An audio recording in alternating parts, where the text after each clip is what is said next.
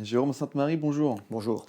Alors, vous êtes sondeur pour l'Institut Pauling Vox, mais on vous reçoit aujourd'hui pour parler du livre que vous faites paraître aux éditions du CERF, Bloc populaire, une subversion électorale inachevée, qui fait suite à un autre livre qui s'appelait Bloc contre Bloc aux éditions du CERF également. Alors, vous êtes l'auteur d'un terme qui est arrivé dans le langage courant politique, repris dans les articles de presse, repris par certains hommes politiques, repris même dans des discussions, parfois, quand on parle des dynamiques politiques, quand on parle de sociologie électorale, qui est celui de Bloc populaire. Justement, c'est le titre de votre livre. Alors, ma première question va être assez simple avant de parler du peuple, de populaire, parce qu'il y a aussi le bloc élitaire que vous avez développé dans votre livre Bloc contre Bloc. Qu'est-ce qu'un bloc, tout simplement, en politique? Alors c'est une notion qui est maintenant assez couramment utilisée. Elle a été récemment, au printemps dernier, par Jean-Luc Mélenchon, par Ouais. Arnaud Montebourg, qui eux parlent de bloc populaire également. Et c'est une notion qui est apparue, enfin moi j'ai essayé de formaliser à partir de 2017. Je n'étais pas le seul à le faire, à peu près au même moment.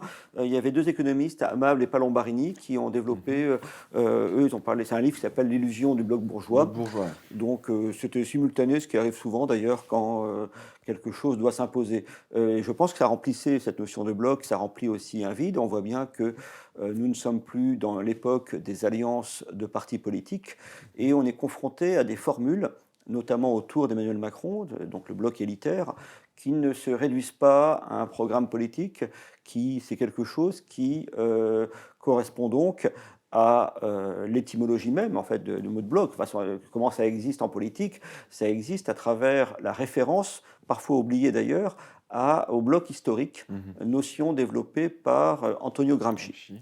dans les années 30. Donc cette notion de bloc historique, elle est assez précise, hein. C'est en fait la combinaison de trois dimensions. Une dimension politique, c'est-à-dire qu'il faut qu'il y ait une élite politique, il faut qu'il y ait un groupe. À l'époque, Gramsci, lui, il reprenait l'histoire du Risorgimento, donc la réunification italienne, et il montrait comment celle-ci avait été poussée par la bourgeoisie du Nord, et plus précisément par Cavour, le Premier ministre Mhm. du Piémont, et qui ensuite avait trouvé donc une formule politique. Ça, c'est le premier élément. Le second élément, c'est une idéologie. Pour le bloc historique auquel pensait Gramsci, c'était l'idéologie du nationalisme italien, qui permettait d'ailleurs, d'un point de vue marxiste, la réunification d'un marché national, ce qui était tout à fait conforme aux intérêts de la bourgeoisie industrielle du Nord.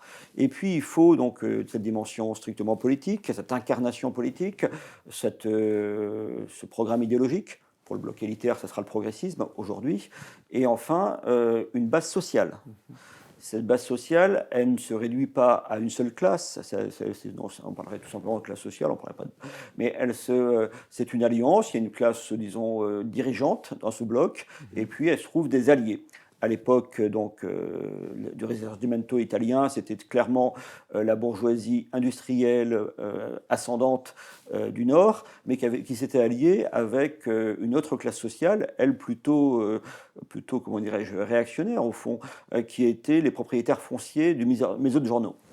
Et ils avaient trouvé une convergence d'intérêts pour le bloc élitaire que j'essayais de décrire précédemment.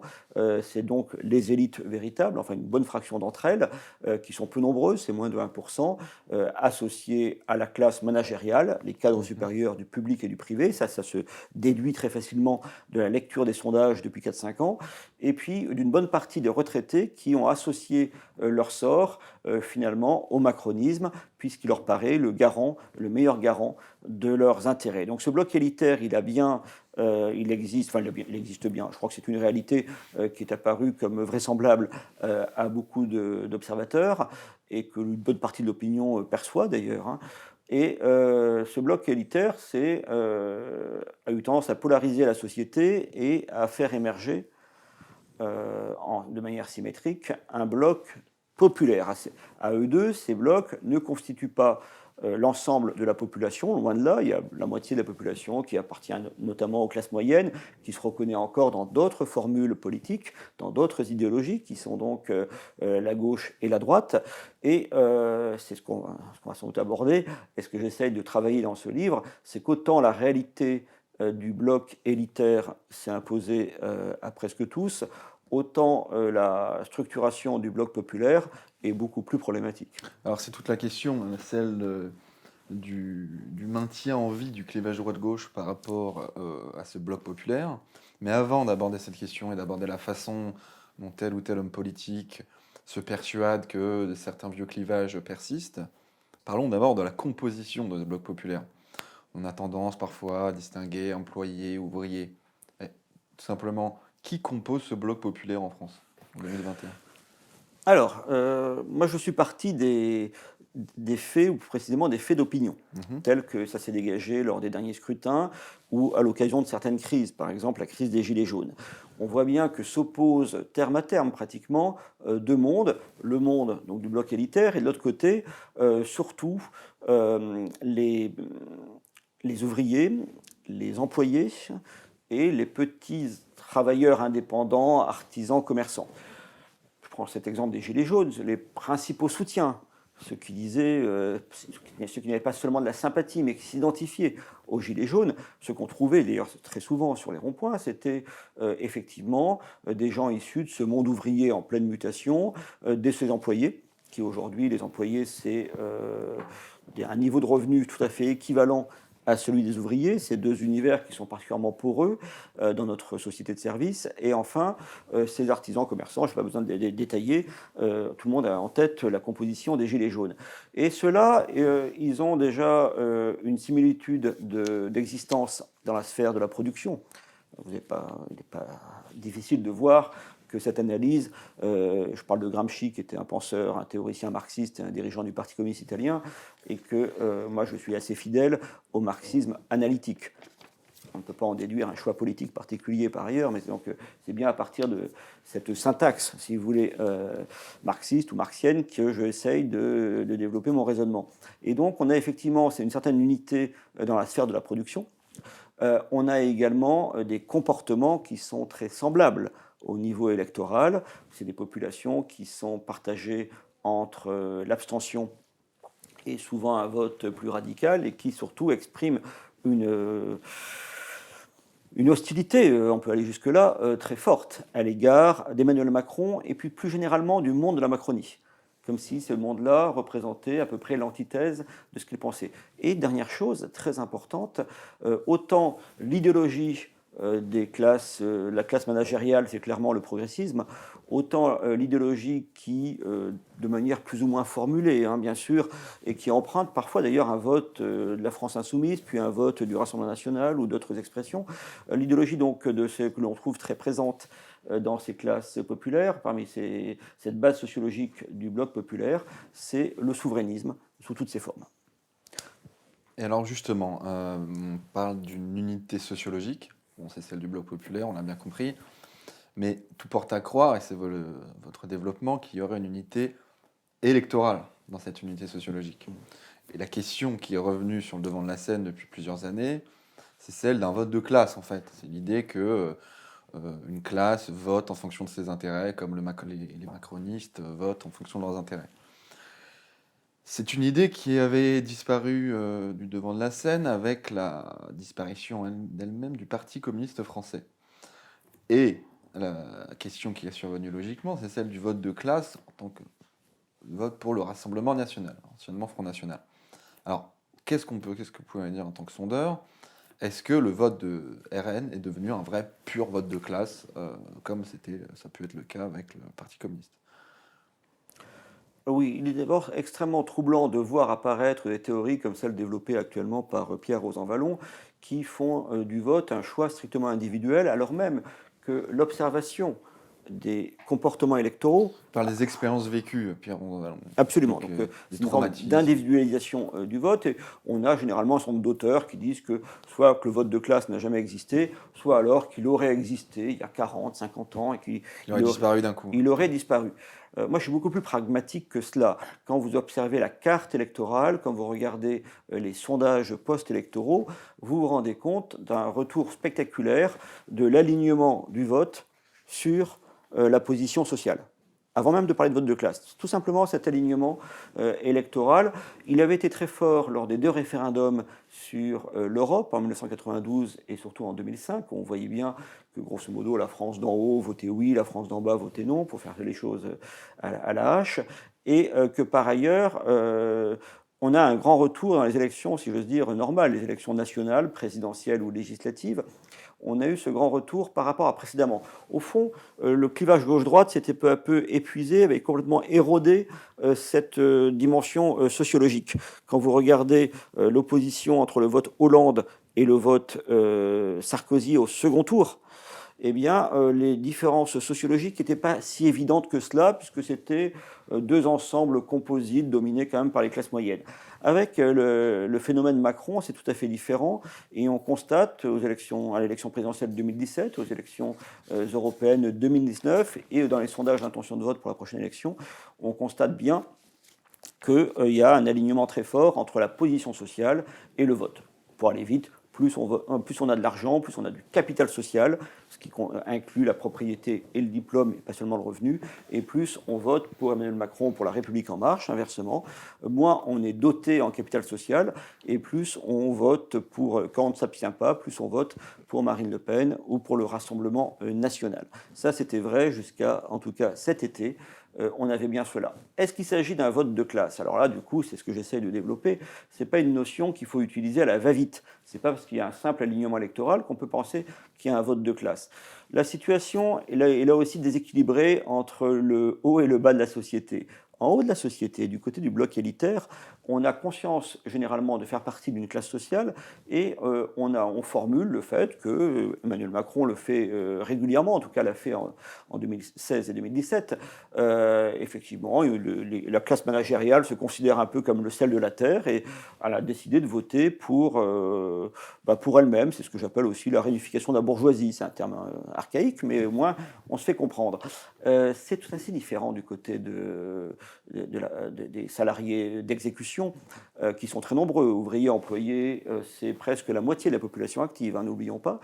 Malgré leur proximité de conditions, eh bien, c'est des gens qui appartiennent à des traditions de gauche ou autres, et qui, pour certains d'entre eux, en tout cas qui sont séparés déjà par cela, et qui n'ont pas développé véritablement de conscience politique unifiée, tout simplement aussi parce que leur vote se porte prioritairement sur le Rassemblement national ou sur Marine Le Pen, qui, eux, à la différence de la gauche d'autrefois, du Parti socialiste ou du Parti communiste, eux, ce courant nationaliste, nie finalement la division en classes sociales.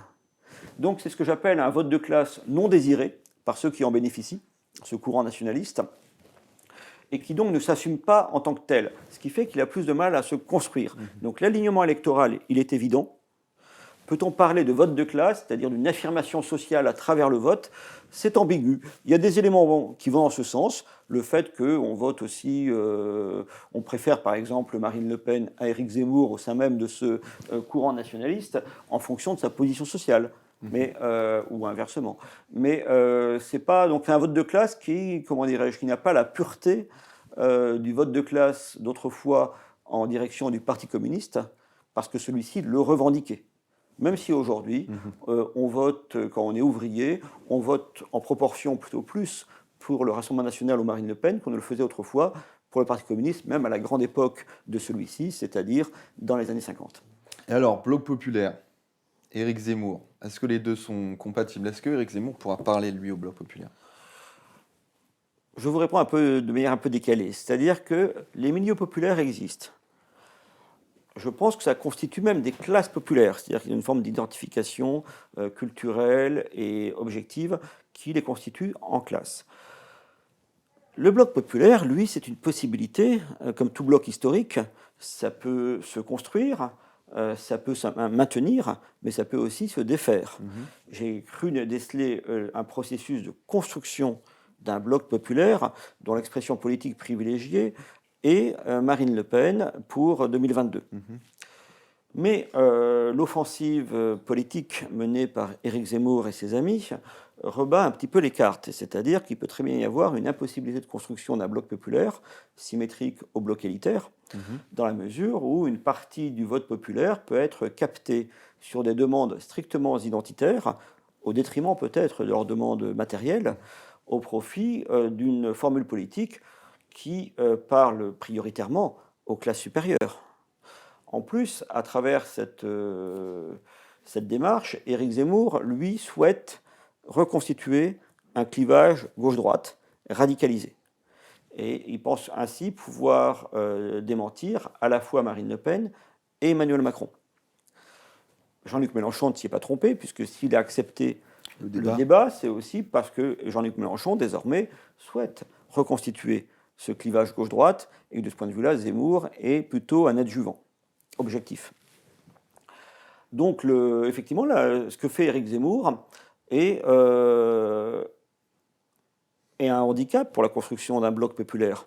Toute la question est de savoir si ce qui est vrai en octobre, à un moment où, disons, à peu près la moitié du corps électoral s'intéresse à la campagne, plutôt les catégories les plus informées, ceux qui s'intéressent à la politique en permanence, donc plutôt toute la sociologie le montre, les catégories supérieures. Est-ce que ce qui est vrai en octobre sera vrai en février, quand l'ensemble du corps électoral se politise et quand apparaissent sur le devant de la scène les classes populaires, et là encore une fois, dans une acception très large. On sait que souvent, en février, on a les cartes qui sont redistribuées, par exemple entre Jacques Chirac et Édouard Balladur en 1995, tout simplement parce que rentrent sur la scène ces catégories. Elles répondent aux sondages, mais étant peu impliquées, leurs réponses sont très largement corrélées à l'exposition médiatique des différents candidats. Donc on voit qu'il y a un intérêt dans ces couches populaires pour la démarche d'Éric Zemmour, qu'on ne peut pas caricaturer uniquement par les Versaillais ou les abonnés du Figaro Magazine. On a un intérêt plus large, sinon il ne serait pas aussi haut. Est-ce que ces catégories vont consentir à faire l'impasse sur leurs intérêts matériels, alors qu'Éric Zemmour, lui, promet une refonte assez profonde du modèle social, qu'il apparente de ce point de vue-là bien plus à François Fillon qu'à Marine Le Pen. Bon, Jérôme Sainte-Marie, on l'a bien compris, vous jouez pas au prophète, d'autant qu'on croule sous les sondages. Mais c'est un livre où on trouve de l'histoire, de la sociologie. Quelle est son ambition finale? Alors, tout mon travail, c'est pour ça d'ailleurs que je m'inspire d'Antonio Gramsci, c'est de voir l'articulation entre des réalités sociales, qui sont très bien décrites d'ailleurs dans d'autres livres, et notamment pour les catégories populaires, et d'autre part, la traduction politique de cela.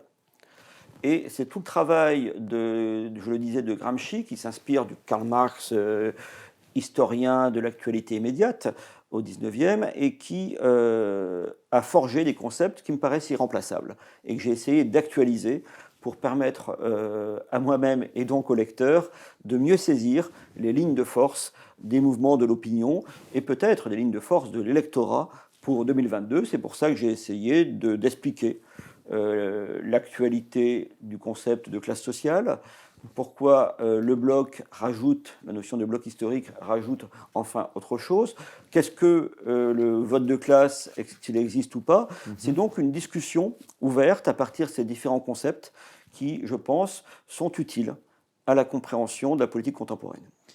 Eh bien, merci, Jérôme Sainte-Marie.